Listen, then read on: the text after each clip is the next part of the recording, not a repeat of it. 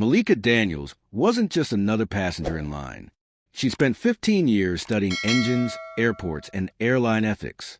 She didn't wear her badge that day. She wore a hoodie, jeans, and a tired expression. But behind her silence was a trained federal inspector, undercover.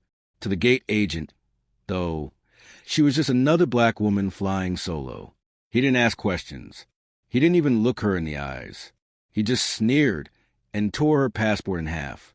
What he didn't know, he had just failed a surprise inspection with the one person you never want to disrespect.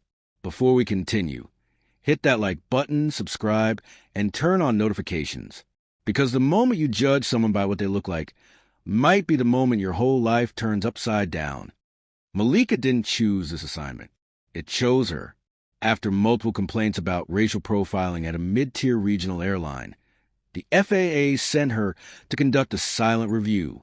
She wouldn't wear her uniform or reveal her identity. Her job was to blend in, observe, and see what happened when no one was watching.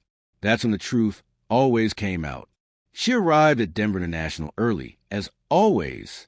No fanfare, no assistant, just her carry-on backpack and years of experience tucked under a calm expression.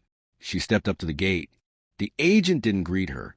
He glanced at her passport, then double-checked her boarding pass like it was stolen. "This doesn't look right," he muttered. "It's current," she replied. "Issued 2 years ago." He tilted the document against the light. "Doesn't look like you." Malika gave a patient smile. "I've lost some weight, but that's me." "Rick."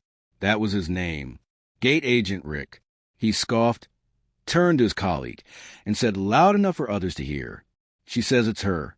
Looks fake to me." Malika stayed silent. She had been trained to watch. Let people show you who they really are.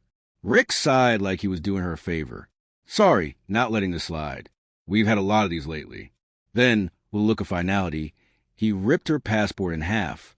There was a sharp intake of breath behind her. A few passengers gasped.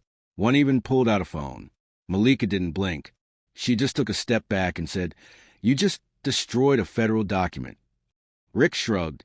"You shouldn't carry fakes." Then she pulled out her phone. "Calm. Steady. I need to report this," she said. He rolled his eyes. "What?"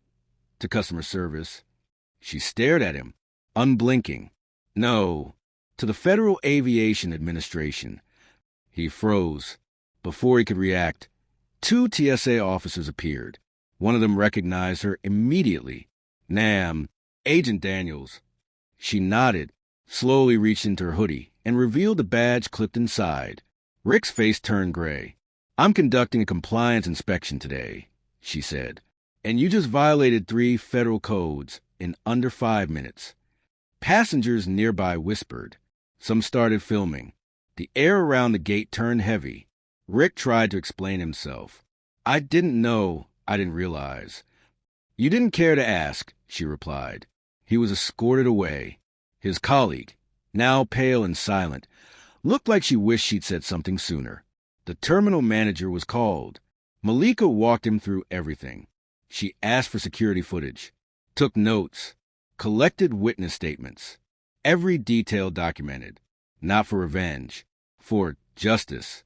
That's what her job demanded, and she never failed it. A week later, headlines quietly reported the story. The gate agent was fired. The entire gate team was ordered to complete federal anti-bias training. The airline was fined, hard, and more investigations followed. It turned out Malika's case wasn't the first. It was just the one that broke the silence. Malika didn't celebrate. She didn't need to. She just moved on to the next case. Another flight, another gate, another test for those who think power gives them permission to humiliate. Because Malika knew something most people forget. True power doesn't look like a badge or a title. It looks like grace under pressure, justice with patience, and strength that doesn't need to shout to be heard. So, the next time you're tempted to judge someone in line, ask yourself, what if they're not who you think they are? What if they're the one watching you? If you've ever been underestimated or mistreated because of how you look, drop your story in the comments. We're building a space where truth matters. And if you believe justice should never depend on skin color, gender, or appearance, Smash that like button, subscribe for more real stories, and hit that bell, because the moment they think you're nobody might be the moment you show them exactly who you are